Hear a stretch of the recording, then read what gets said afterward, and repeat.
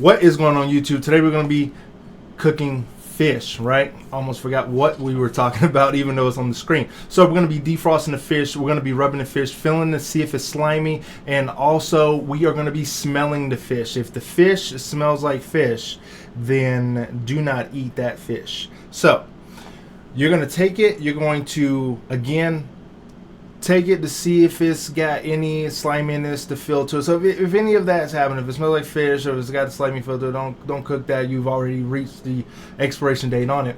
Then you're going to take it and you're going to go ahead and rinse it off in the sink. So once you've rinsed it off, you're going to get a plate or whatever. You're going to lay down some paper towels. You're going to dab it dry. Once you dab it dry, it's just like any other meat that you're going to be using. This is going to have these seasonings stick to it. So keeping it on that plate, keeping it on the paper towels, you're going to get your seasonings. We're going to start with the Old Bay. Old Bay comes in many different types. We got the blackened, we got the hot, but the regular Old Bay is good too. We're going to go with the Cavender's Greek seasoning because I do like the Cavender's. Now, okay, so in the video, I left two things out only because I use them and it isn't necessary for the fish.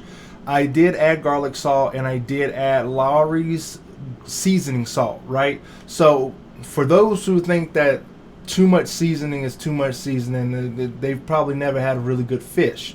Because yes, you can use things in moderation, but if you do not use the proper seasonings for what you are trying to cook, then you're not going to have adequate amount of flavor. For anyone who's had a bad steak that hasn't been smoked, anyone who's had a bad brisket that doesn't have a good crust, for anyone who's had a bad fish that it really just tastes like the sea and it doesn't taste like fish with seasoning. So again, I left out those two things, but I did add garlic salt and I did add Lawry's seasoned salt just in case you wanted to try that out on your fish like I do. Okay, so we season the fish and then we're gonna go ahead and flip it over, still keeping it on those paper towels. Yes, the paper towels got a little bit of water, it's got a little bit of moisture on it, but that's all right. So again, I added in the garlic salt, I added in the Lawry seasoned salt, I put that on my fish. I like it, my wife likes it. Anyway, you can add it if you don't.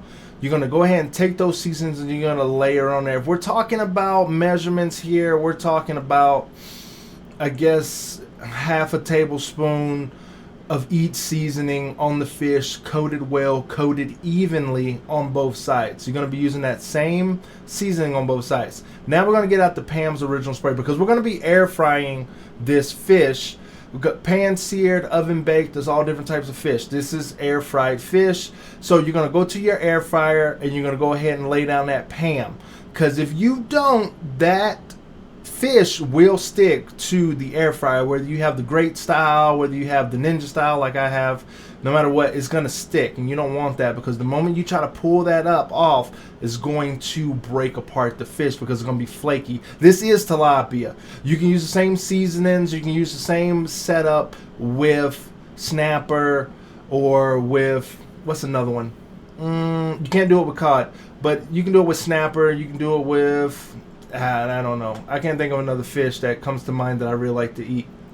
Anyway, so after we layer, we're going to layer it in there. We're going to layer it, the spray side down, and then we're going to respray it with Pam. We're going to adjust the settings, right? Whatever you'll start off on, we're going to go down to 350, and then we're going to change it, the time to 10 minutes. We're going to change the time to 10 minutes. So 350 for 10 minutes. And then this is what's going to happen when it's come out. Obviously, it's not cooked. You're not done, right? You're not done with cooking the fish yet. It's going to be a bit squishy. You're going to see that the stuff, but the inside is going to be cooked. That's what we wanted.